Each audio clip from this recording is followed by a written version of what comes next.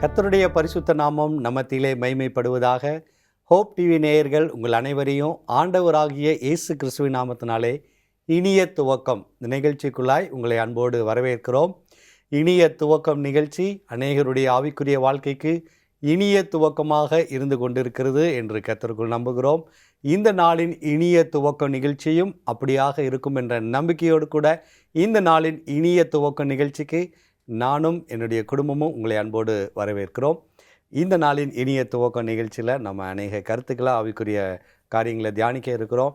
அதற்கு முன்னாடி இந்த இனிய துவக்க நிகழ்ச்சி உங்களுடைய வாழ்க்கைக்கு எப்படி இருக்கிறது? ரொம்ப ஆசீர்வாதமாக இருக்குது. ஆண்டவருடைய சத்தியங்களை அறிந்து கொள்வது அது எனக்கு ரொம்ப பிரோஜனமாக இருக்குது. நேயர்களுக்கும் இது ஆசீர்வாதமாக இருக்கும்னு நம்புகிறேன். ஆமென்.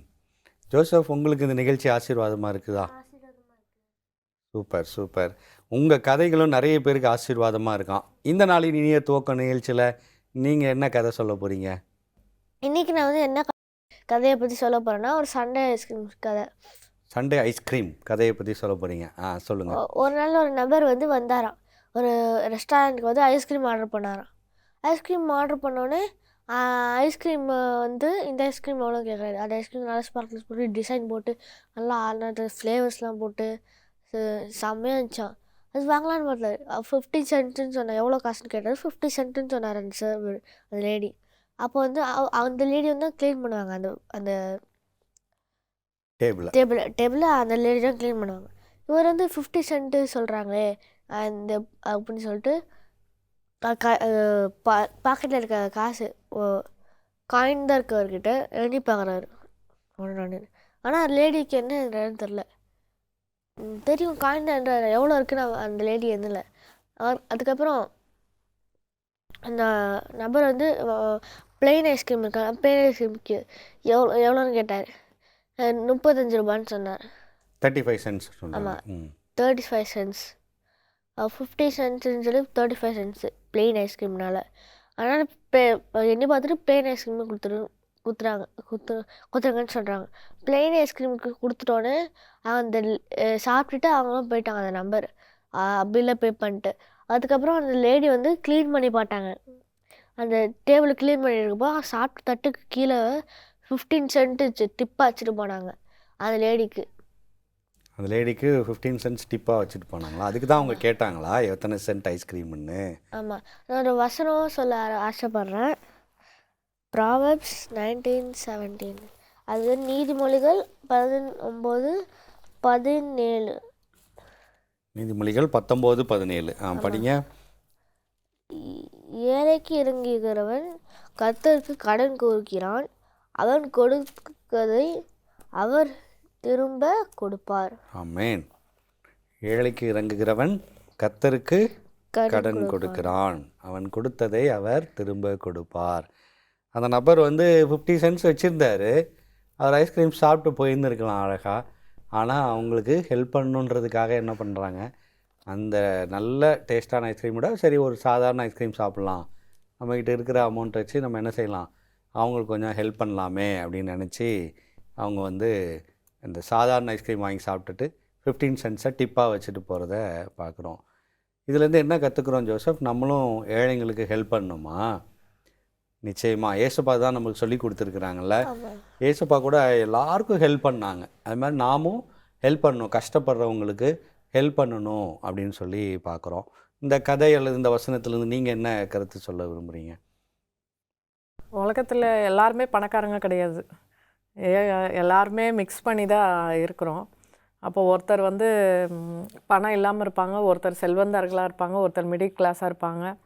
அப்போது ஒருத்தருக்கு ஒருத்தர் நம்ம ஹெல்ப் பண்ணாதான் ஆண்டவருடைய நாமத்தையும் நம்ம அறிவிக்கிறோம். அதனால் ஆண்டவர் ஹெல்ப் பண்ண சொல்லியிருக்காங்க. இயேசு கிறிஸ்துவும் நிறைய ஹெல்ப் பண்ணியிருக்காங்க நிறைய பேருக்கு. நம்மளையும் அப்படி தான் ஆண்டவர் பண்ண சொல்கிறாங்க. 2 அங்கிகளை வச்சுருந்தா ஒரு அங்கி கொடுக்க சொல்கிறாங்க ஆண்டவர். நம்ம நிறைய ட்ரெஸ்ஸஸ் வச்சுருப்போம். ஆனால் நியூ இயர் டைமில் அந்த மாதிரி டைம்லலாம் நம்மளுக்கு ஏதாவது புதுசு இருந்தால் யூஸ் பண்ணிட்டு கூட நம்ம அந்த டைமில் நம்மளுக்குன்னு புதுசு வாங்குவோம்ல, அதை புதுசாக அவங்களுக்கு வாங்கி கொடுத்துடலாம். நம்மளுக்கு நிறைய ஆடைகள் இருந்துச்சுன்னா நிச்சயமா அந்த மாதிரி நிறைய ஹெல்ப் பண்ணலாம். பண்ணணும் அப்படின்னு தான் ஆண்டவர் சொல்கிறாங்க இல்லையா? பழைய ஏற்பாட்டில் இஸ்ரேல் ஜனங்க சொல்லும் போது நீ கதிரை வந்து அறுக்கும் போது கொஞ்சம் சிந்த விடு, ஏழைங்களுக்கு அவங்களுக்கு அது கொடு அப்படின்னு சொல்லி ஆண்டவர் சொல்கிறத பார்க்குறோம். அதை அப்படியே செஞ்சு காட்டினார். யார்? போவாஸ் வந்து ரூத்து அவங்க வயல்வெளியில் வந்து இப்படி செய்கிறாங்க, கதிர்களை பொறுக்கிறாங்க அப்படிங்கும்போது அவங்க வேலைக்காரர்கிட்ட சொல்லிட்டு போகிறார், கொஞ்சம் என்ன பண்ணுங்க, அவங்களுக்கு கொடுங்க, அவங்க சிந்த விடுங்க, அவங்க எடுத்துகிட்டு போட்டோம் அப்படின்னு சொல்கிறாங்க. இப்போது இப்படி நம்ம உதவி செய்யணும் அப்படின்னு சொல்கிறாங்க. அப்போது இந்த வசனத்தில் நம்ம பார்க்கும்பொழுது ஏழைக்கு இறங்குகிறவன் என்ன பண்ணுறானா? கர்த்தருக்கு கடன் கொடுக்கிறான், அவன் கொடுத்ததை அவர் திரும்ப கொடுப்பார். போவாஸுக்கு ஆண்டவர் திரும்ப கொடுத்தார். அவருடைய சந்ததியிலே இயேசு கிறிஸ்து பிறந்தார் அப்படின்னு சொல்லி நம்ம பார்க்குறோம். இப்போ ஏழைக்கு நம்ம இறங்கணும். புவர் பீப்புளுக்கு என்ன பண்ணணும் ஜோசப்? நம்ம ஹெல்ப் பண்ணணும். நம்மளால் முடிஞ்ச உதவியை நம்ம செய்யணும் அப்படின்னு சொல்லி ஆண்டவர் நமக்கு கற்றுக் கொடுக்கறத பார்க்குறோம். அழகான கதை மூலமாக நமக்கு சொல்லி கொடுக்குறாங்க. நமக்கு எக்ஸ்ட்ரா இருந்துச்சுன்னா நம்ம என்ன செய்யணும்? கண்டிப்பாக மற்றவர்களுக்கு உதவி செய்யணும். வேதாகமத்திலையும் நிறைய பேர் உதவி செஞ்சுருக்கிறாங்க. நிறைய சூழ்நிலைகளில் அவங்க என்ன பண்ணியிருக்கிறாங்க? மற்றவங்களுக்கு உதவி செஞ்சுருக்கிறாங்க. இயேசு கிறிஸ்துவும் 5 அப்பம் 2 மீனை எடுத்து எல்லாருக்கும் என்ன பண்ணாங்க? போஷிக்கிறத நம்ம பார்க்குறோம். அந்த சின்ன பையன் எப்படி உதாரத்துவமாக கொடுத்தான், எல்லோரும் சாப்பிடட்டும் அப்படின்னு சொல்லி. அதே மாதிரி நம்மளும் மற்றவர்களுக்கு கொடுத்து உதவி செய்யணும். அது நமக்கும் நம்முடைய குடும்பத்துக்கும் இங்கே மாத்திரம் இல்லை, பரலோகத்துலேயும் ஆசீர்வாதமாக இருக்கும் இல்லையா? நாம் நம்முடைய நற்குணங்களால் பரலோகத்தில் நம்ம என்ன பண்ணுகிறோம்? பொக்கிஷத்தை சேர்த்து வச்சுக்கிட்டு இருக்கிறோம் அப்படின்றதையும் நம்ம பார்க்குறோம். ஜோசப், இந்த வசனத்தை இன்னொரு தடவை படிக்கலாமா? நீதிமொழிகள் 19:17. ஏழைக்கு இறங்கிறவன் கர்த்தருக்கு கடன் கொடுக்கிறான், அவன் கொடுப்பதை அவர் திரும்ப கொடுப்பார். ஆமென். அவன் கொடுத்ததை அவர் திரும்ப கொடுப்பார். அப்போது ஏழைக்கு இறங்குறது நம்ம கர்த்தருக்கு செய்கிற மாதிரி இல்லை, அப்படி நம்ம செய்யணும் அப்படின்ற பாடத்தையும் நம்ம கற்றுக்கொள்கிறோம். இந்த நல்ல கருத்து, இந்த பாடத்தோடு இந்த இனிய துவக்க நிகழ்ச்சியை தொடங்கி இருக்கிறோம். நிச்சயமாக ஆசீர்வாதமாக இருந்து கொண்டு இருக்கிறது. தொடர்ந்து நம்ம அநேக காரியங்கள் படிக்கலாம் ஒரு சிறிய இடைவேளைக்கு பின். நேயர்களே, ஒரு சிறிய இடைவேளைக்கு பின் இனிய துவக்கம் இந்த நிகழ்ச்சி மீண்டும் தொடரும். நேயர்களே, இடைவேளைக்கு பின் இனிய துவக்கம் இந்த நிகழ்ச்சிக்குள்ளாய் மீண்டும் உங்களை அன்போடு வரவேற்கிறோம். இடைவேளைக்கு முன்னாடி இனிய துவக்கம் நிகழ்ச்சியில் அழகான ஒரு கதை பார்த்தோம். ஏழைகளுக்கு உதவி செய்யணும் அப்படின்னு சொல்லி பார்த்தோம். அதுக்கு அழகான வசனம் கூட நம்ம படித்தோம். கர்த்தருக்கு கடன் கொடுக்குறோம், ஏழைகளுக்கு இறங்கும் பொழுது கர்த்தருக்கு கடன் கொடுக்குறோம் அப்படின்னு சொல்லி பார்க்குறோம். அது ஏசப்பா கூட ஒரு உவமையில் சொல்லும்போது சொல்கிறாங்கல்ல, நீங்கள் பசியாக இருந்தேன் போஜனம் கொடுத்தீங்க, தாகமாக இருந்தேன் தண்ணி கொடுத்தீங்க, யாருக்கு செஞ்சீங்க? இதெல்லாம் எனக்கு செஞ்சீங்க அப்படின்னு சொல்லி ஆண்டவர் சொல்கிறார். ஏழைகளுக்கு உதவுறது கர்த்தருக்கு உதவு மாதிரி அதை நம்ம நிச்சயமாக கிறிஸ்தவர்களாகி இருக்கக்கூடிய நம்ம அதை செய்யணும், செயல்படுத்தணும் அப்படின்ற பாடத்தையும் நம்ம கற்றுக்கொண்டோம். தொடர்ந்து நிகழ்ச்சியின் இந்த பகுதியில் நம்ம எதை குறித்து படிக்க இருக்கிறோம்? இந்த பகுதியில் வந்து சாட்சியாய் தங்களுடைய ஜீவியத்தினால் மற்றவர்களை ரட்சித்தவர்களை குறித்து நம்ம பார்த்துட்ருக்கோம். சாட்சியுள்ள ஜீவியத்தால் மற்றவர்களை ரட்சித்தவர்கள். வேதாகமத்தில் வந்து ஷீஷி அப்படின்னு சொல்லிட்டு ஒரு சீஷர்கள் நிறைய பேர் பார்க்குறோம். ஷீஷின்னு சொல்லிட்டு அப்போஸ்தலர் நடவடிக்கைகளில் வந்து தபித்தாலே சொல்லப்பட்டிருக்குது. அவங்க தொற்கால் என்னும் தபித்தாள். அவங்க வந்து ஷீஷியாக இருந்தாங்க, ஆண்டவருக்கு ஊழியம் செஞ்சாங்க. யோப்பா பட்டணத்தில் அவங்க ஊழியம் செஞ்சாங்க. அவங்க வந்து நிறைய தான தர்மங்களையும் நிறைய செஞ்சுருக்காங்க. அப்போஸ்தலர் நடவடிக்கைகள் 9:36 நம்ம வாசிக்கலாம். அப்போஸ்தலர் 9:36 அவள் நற்கிரியைகளையும் தர்மங்களையும் மிகுதியாய் செய்து கொண்டு வந்தாள் அப்படின்னு சொல்லப்பட்டிருக்குது. அவங்க வந்து வியாதிப்பட்டு மறிச்சிடுறாங்க. மறிக்கும் பொழுது அங்கே எல்லாருமே சேர்ந்து என்ன பண்ணுறாங்க? லேடிஸு நிறைய பேர் அவங்களுக்கு நன்மை செஞ்சுருப்பாங்களே, அவங்க நிறைய பேருக்கு அவங்க எல்லாரும் சேர்ந்து என்ன பண்ணுறாங்க? விதவைகள் எல்லாரும் சேர்ந்து அழுதுட்ருக்காங்க. அழுது தொற்கால் தங்களுடன் இருக்கையில் செய்திருந்த அங்கிங்களையும் வஸ்திரங்களையும் காண்பித்து அவளை சூழ்ந்து நின்றார்கள். அப்போ வந்து பேதுரு அந்த இடத்துல வர வைக்கிறாங்க. பேதுரு ஜெபம் பண்ணி தபித்தாளுக்கு வந்து அந்த இடத்துல ஒரு திரும்பவும் ஆண்டவர் வந்து உயிர் கொடுக்குறாங்க. அவங்க திரும்ப எந்திரிச்சு உட்கார்றதை நம்ம பார்க்கலாம். இந்த செய்தி வந்து அந்த பட்டணம், யோப்பா பட்டணத்தில் இருக்கிற எல்லார் மத்தியிலும் இது 42வது வசனத்தில், அப்பொழுது அநேகர் கர்த்தரிடத்தில் விசுவாசம் உள்ளவர்கள் ஆனார்கள். இந்த செய்தி வந்து யோப்பா பட்டணம் முழுசுமே என்ன பண்ணுது? இவங்க மறிச்சாங்க. இவங்க வந்து நிறைய தர்மங்களையும் தான தர்மங்களையும் செஞ்சுருக்காங்க. அவங்க அதை மறித்தப்போ எவ்வளோ கூட்டமான ஜனங்கள் வந்திருக்கும் யோசிச்சு பாருங்கள். நார்மலாக அவங்கள வாழ்ந்திருந்தாங்கன்னா அவ்வளோ கூட்டங்கள் வந்திருக்காது. அவ்வளோ ஸ்திரீகள் வந்து அழுதுருக்க மாட்டாங்க. பேதுருக்கிட்ட போய் ஐயோ அவங்களால நாங்கள் இவ்வளோ நன்மை பெற்றோம், எப்படியாவது அவங்களுக்காக பேதுரு அழைத்து வர சொல்கிறாங்க. பக்கத்துலேயே இருக்கார் பேதுரு அந்த டைமில். அப்போது அழைத்து வர சொல்கிறாங்க. அப்போது இவ்வளோ பேரை அவங்க என்ன பண்ணுறாங்க, அவ்வளோ லேடிஸையும் சரி மற்றவர்கள விதவைகளையும் அவங்க வந்து சம்பாதிச்சு வச்சுருக்காங்க ஆத்துமாக்களை. அவங்க வந்து அவங்களுடைய தான தர்மங்கள்னாலும் நற்கிரியைகள்னாலும் அவங்க நிறைய ஆத்துமாக்களை சம்பாதிச்சு வச்சுருந்தாங்க. அதுக்கப்புறம் அவங்க மரித்தும் திரும்ப உயிர் தெழுந்தது நிமித்தமாக அந்த பட்டணையும் யோப்பா பட்டணத்தில் நிறைய பேர் விசுவாசம் உள்ளவர்களான ஆண்டவருக்கு பேரில். நம்முடைய தான தர்மங்களும் நம்ம நிறைய வந்து ஆண்டவருக்காக என்ன பண்ணணும், செய்யணும். இப்போ ஜோசப் ஒரு அழகாக சொன்னாங்க, ஏழைக்கு இறங்குகிறவன் கர்த்தருக்கு கடன் கொடுக்குறான். பிலிப்பியரில் ஒரு வசனம் வாசிக்கலாம். பிலிப்பியர் 1:5. பிலிப்பியர் 1:5. உங்களில் நற்கிரியை தொடங்கினவர் அதை இயேசு கிறிஸ்துவின் நாள் பரியந்தம் முடிய நடத்தி வருவார் என்று நம்பி. உங்களில் நற்கிரியை தொடங்கினவர் இயேசு கிறிஸ்து, அவர் வருகை மட்டும் என்ன பண்ணுவார், அதை வந்து நம்ம செஞ்சுட்டே இருக்கணும். நம்ம ஆண்டவருடைய பிள்ளைங்க அது வரைக்கும் செஞ்சுட்டு இருக்கணும். ஒரு அருமையான வசனம், ஏழைக்கு இறங்கணும் கர்த்தருக்கு கடன் கொடுக்குறான். நம்ம வந்து ஒரு திக்கற்றவங்களுக்கோ ஏழைகளுக்கோ தபித்தால் மாதிரி நிறைய ஹெல்ப் பண்ணும்போது ஆண்டவர் என்ன பண்ணுறாங்க, அதை பார்த்துட்டு சும்மா இருக்கிற தேவன் அல்ல, ஆண்டவர் திரும்பவும் அவனுக்கு கொடுப்பார் அப்படின்னு சொல்லப்பட்டிருக்குது. என்னுடைய வாழ்க்கையில் அது நடந்துச்சு. லாஸ்ட் மந்த்து ஒருத்தங்க வந்து ரொம்ப புவர் ஃபேமிலி, அவங்க வீட்டு வேலை செஞ்சு தான் அவங்க அப்பாவுக்கு வந்து கண்ணாடி வந்து கடையில் வாங்கினாங்க. நான் ரொம்ப கம்மி பண்ணி தான் அமௌண்ட்டே கொடுத்தேன், 900. அப்போது அவங்க வாங்கிட்டு போயிட்டாங்க. அவர் வயசானவர். அடுத்த நாள் வந்து வீடு பால் காய்ப்புக்கு போயிருக்காரு. 80 வயசு அவருக்கு. போகும்போது ஆட்டோவில் மயக்கம் அடித்து விழுந்துட்டார். அந்த கண்ணாடி பைசா எல்லாருமே அவர் வச்சுருந்ததெல்லாம் எடுத்துகிட்டு போயிட்டாங்க, யாரோ திருட்டிட்டு போயிட்டாங்க. அப்போது வந்து அவங்க அந்த 900 அமௌண்ட்டே கஷ்டப்பட்டு தான் கொடுத்தாங்க.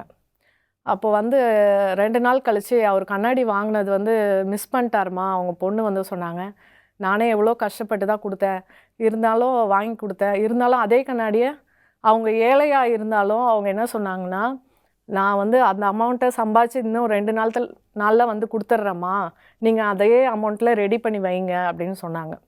என்ன பண்ணுறது, வயசானவர் எங்கள் அப்பா இப்படி பண்ணிட்டாரு அப்படின்னு சொன்னாங்க. நான் ரெடி பண்ணி வச்சுட்டேன்.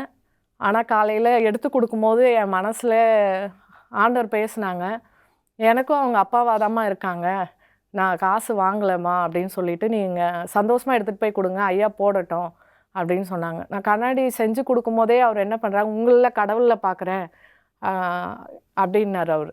அப்போ வந்து நான் சொன்னேன், கடவுளுக்கு மகிமைப்படுத்துங்க, நீங்கள் சொன்னி தான் ஆப்ரேஷன் பண்ண போனேன் அப்படி சொன்னார். இல்லை நீங்கள் கடவுளை மகிமைப்படுத்துங்க, ஆண்டவர் இருக்கிறாரு, கடவுள் நீங்கள் தான் தெய்வம்னாரு. அப்போ நான் சொன்னேன், கடவுளை மகிமைப்படுத்துங்க அப்படின்னு சொன்னேன். அப்போவே அப்படி சொன்னார் அப்படி சொல்லிவிட்டு நான் ஃப்ரீயாக கொடுத்துட்றேம்மா அப்படின்னேன். 900 அன்னைக்கு காலையில் நான் கொடுத்துருக்கேன். ஈவினிங் அப்படியே உட்காந்துட்டு இருந்தேன். நான் அது கூட ஞாபகமே இல்லை, நான் மறந்துட்டேன் அதை செஞ்சதை. அப்படியே கண்ணாடி கொடுத்து அனுப்பிச்சிட்டேன், காசு வேண்டான்னு. அந்த அம்மா ரொம்ப நன்றி சொல்லிட்டு போயிட்டாங்க. ஈவினிங் பார்த்திங்கன்னா ஒரே கஸ்டமர் 2 கண்ணாடி வாங்கினாங்க. அதான் 9000 கரெக்டாக, அதை ஃபுல் பேமெண்ட் பண்ணுறாங்க. கரெக்டாக பேடிஎம்மில் ரிசீவ்டு 9000 வரும்போது ஆண்டவர் எனக்கு நான் 900 இப்படி கொடுத்ததை ஞாபகப்படுத்தினார். 900 காலையில் நான் கொடுத்தேன், அதே மாதிரி ஃப்ரீயாக 9000 கீழே எனக்கு கிரெடிட் ஆயிடுச்சு ஈவினிங்கே. அப்போது கிரெடிட் ஆகும்போது தான் ஆண்டவர் எனக்கு அது ஞாபகப்படுத்தினாங்க. அப்போது அந்த வசனம் எவ்வளோ உண்மையாக இருக்குது. ஏழைக்கு இறங்குறவன் கர்த்தருக்கு கடன் கொடுக்குறான். அவர் கொடுத்த ஆண்டவரே நம்மளுக்கு என்ன பண்ணுறாங்க, திரும்ப கொடுக்குறாங்க. நிறைய டைம் நம்ம அதை திரும்ப கொடுக்கறது நோட் பண்ணுறதில்ல. நிறையவே கொடுக்குறாங்க நம்மளுக்கு. நம்ம 10 ரூபா கொடுத்தாங்கன்னா நம்மளுக்கு 100 ரூபா கொடுக்குறாங்க, 100 ரூபா கொடுத்தோன்னா 10,000 ரூபா கொடுக்குறாங்க. அதை நம்ம நோட் பண்ணி பார்த்தோன்னா நிறைய நன்மைகள் வந்து நம்ம ஆண்டவருக்கு எப்போவுமே நன்றி சொல்லிட்டு இருக்கலாம். இன்னும் அதிகமாக ஆண்டவருக்காக நம்ம என்ன பண்ணலாம், நற்கிரியைகளை செய்யலாம். செய்கிறது மூலமாக ஆண்டவரை நம்ம என்ன பண்ணுறோம், மகிமைப்படுத்துகிறோம். இப்போ அந்த நபர் அந்த தாத்தா கூட ஃபஸ்ட்டு வாங்கும்போது எனக்கு கண்ணு தெரியுதுமா இப்போ நல்லா அப்படின்னு சொல்லிட்டு நம்மளுக்கு நன்றி சொல்லும்போது நம்ம என்ன சொல்கிறோம், ஆண்டவருக்கு நன்றி சொல்லுங்கள், கடவுளை நன்றி சொல்லுங்கள், நான் ஒன்றும் கடவுள் இல்லை அப்படி சொல்கிறோம். அப்போது நற்கிரிகளை செய்கிறது மூலமாக அவங்க வந்து கடவுளை தான் பார்க்குறாங்க நம்மளை. அப்போது நம்ம இன்னும் நற்கிரிகளை வந்து ஆண்டவருடைய பிள்ளைங்க என்ன பண்ணணும், செய்யணும். கண்டிப்பாக நற்கிரிகளை செய்வது ஆண்டவருடைய குணம். ஏன்னா ஆண்டவர் நன்மை செய்கிறவராகவே சுற்றி திரிந்தார் அப்படின்ற வசனத்தையும் நம்ம பார்க்குறோம். அப்போது நற்கிரியைகளை நாம் செய்ய வேண்டும், அப்படியும் நாம் சாட்சியாய் ஜீவிக்க முடியும் என்பதை நாம் பார்க்குறோம். தொடர்ந்து இதை குறித்து நம்ம படிக்கலாம் ஒரு சிறிய இடைவேளைக்கு பின்னாடி. நேயர்களே, ஒரு சிறிய இடைவேளைக்கு பின் இனிய துவக்கம் இந்த நிகழ்ச்சி மீண்டும் தொடரும். நேயர்களே, இடைவேளைக்கு பின் இனிய துவக்கம் இந்த நிகழ்ச்சிக்குள்ளாய் மீண்டும் உங்களை அன்போடு வரவேற்கிறோம். இடைவேளைக்கு முன்னாடி இனிய துவக்க நிகழ்ச்சியில் தொற்காலை குறித்து, சாட்சியுள்ள வாழ்க்கை குறித்து படிச்சுட்டு இருந்தோம். தொடர்ந்து சொல்லுங்கள். வேதாகமத்தில் கொர்நேலியோன்னு ஒரு நபர், நூற்றுக்கு அதிபதி, அவரையும் நம்ம பார்க்கலாம். அவங்க வந்து நிறைய தான தர்மங்களே செஞ்சாங்க. அப்போஸ்தலர் 10ஆம் அதிகாரம் 31வது வசனத்தில், உன் தான தர்மங்கள் தேவ சந்நிதியில் நினைத்தருளப்பட்டது அப்படின்னு சொல்கிறாங்க. தேவ சந்நிதியில் அவருடைய தான தர்மங்கள் அது வரைக்கும் எட்டிடுச்சு. அங்கே பார்த்துட்டு ஆண்டவர் என்ன பண்ணுறாங்க, அந்த மகன் வந்து ரட்சிக்கப்படணும்னு சொல்லிட்டு சத்தியத்தை பேதுரு அறிவிக்கணும் அப்படின்னு சொல்லிட்டு பேதுருவை அனுப்புறதை நம்ம பார்க்கலாம். அவங்க தான தர்மங்கள் எப்படி ஆண்டவருக்கு ரொம்ப ஒரு பிடிச்ச விஷயமா இருந்துச்சு. எவ்வளோ பேர் ரட்சிக்கப்படாமல் இருந்திருக்கலாம் அந்த இடத்துல. ஆனால் இயேசு கிறிஸ்துவின் நாமத்தினால கொர்நேலியுடைய குடும்பம் ஆண்டவர் தெரிந்து கொண்டார். அந்த இடத்துல தெரிந்து கொண்டு அவங்களுடைய தான தர்மங்கள்னாலேயே அவங்க குடும்பம் அவரும் அவருடைய குடும்பமும் ரட்சிக்கப்படுவதற்காக ஆண்டவர் என்ன பண்ணுறாங்க, பேதுருவை அந்த இடத்துல அனுப்புகிறத நம்ம பார்க்கலாம். அவங்க மட்டும் அதனால் ரட்சிக்கப்படலை. பேதுரு சொன்ன சுவிசேஷத்தினால அவங்க குடும்பத்தார்கள் எல்லாருமே அந்த இடத்துல என்ன பண்ணுறாங்க, ஞானஸ்தானம் எடுக்கிறாங்க, ரட்சிக்கப்படுறாங்க நம்ம பார்க்கலாம். நம்முடைய சாட்சியுள்ள வாழ்க்கையின் மூலமாக அநேகரை நம்ம என்ன பண்ணலாம், ஆதாயப்படுத்திக்கலாம். ஆமென், ஆமென். நல்ல கருத்துக்களை சொன்னீங்க. அதாவது நாம் செய்யக்கூடிய நற்கிரியைகள், நல்ல காரியங்கள், மற்றவர்களுக்கு உதவி செய்யக்கூடிய காரியங்கள் எல்லாமே என்ன பண்ணுது, இன்னொருத்தரை ரட்சிப்புக்குள்ளாக வழி நடத்துறது பார்க்குறோம். சில நேரங்களில் நம்ம கிறிஸ்தவ நிறுவனங்கள் அல்லது பள்ளிக்கூடங்கள் கஷ்டப்படுறவங்களுக்கு ஃபீஸ் கட்டி அவங்கள படிக்க வச்சு அவங்கள செய்கிற உதவி, பின்னாடி அவங்க எங்கே இருக்கிறாங்க, ஆண்டவருடைய சபையில் இருக்கிறாங்க, பரலோகத்தில் இருக்கிறாங்க. இப்படி நிறைய பேரை நம்ம பரலோகத்தில் பார்க்க இருக்கிறோம், இந்த நற்கிரியைகளினால் ரட்சிக்கப்பட்டவர் இல்லையா? அப்படிப்பட்ட ஜீவியத்தை நம்ம தொடர்ந்து செய்யணும். சாட்சியுள்ள ஜீவியமாக நம்ம வாழும் பொழுது அநேகரை ரட்சிப்புகளாக நடத்துகிறோம். இன்றைக்கி முக்கியமான ஒரு காரியம், நற்கிரியைகளை செய்வதன் மூலமாக, அப்படி சாட்சியாக இருக்கிறது மூலமாகவும் நாம் அநேகரை ரட்சிப்புக்குள்ளே வழி நடத்தலாம் அப்படின்ற ஒரு சாட்சியும் நம்ம பார்த்தோம். தொடர்ந்து நிகழ்ச்சியின் இந்த பகுதியில் நம்ம வந்து ஒரு வாக்குத்தத்தத்தை நம்ம பார்த்து தியானம் பண்ணிட்டு நம்ம நிறைவு செய்ய போகிறோம். நம்முடைய தேவன் எவ்வளோ பெரியவர், எவ்வளோ வல்லமையுள்ளவர் அப்படின்றது நமக்கு தெரியும், அப்படி தானே? ஆனால் ஒரு சில நேரங்களில் நமக்கு நடக்கக்கூடிய சம்பவங்கள்னால, ஆண்டவர் செய்யக்கூடிய அதிசயங்கள்னால நம்ம அவருடைய மகத்துவத்தை புரிந்து கொள்ள முடியும். இங்கே அப்படி தான் ஒரு நபர் ஆண்டவரை குறித்து ஒரு பெரிய காரியத்தை சொல்கிறார் பாருங்க. எவ்வளோ பெரிய காரியத்தை சொல்கிறான்னு பார்க்கும்போது யோபு 42:2 யோபு 42:2 இன்னைக்கு வாக்குத்தத்தமாக நம்ம படிக்கலாம். தேவரின் சகலத்தையும் செய்ய நீ வல்லவர், நீர் நினைத்தது தடைப்படாது என்பதை அறிந்திருக்கிறேன். ஆமென், ஆமென்.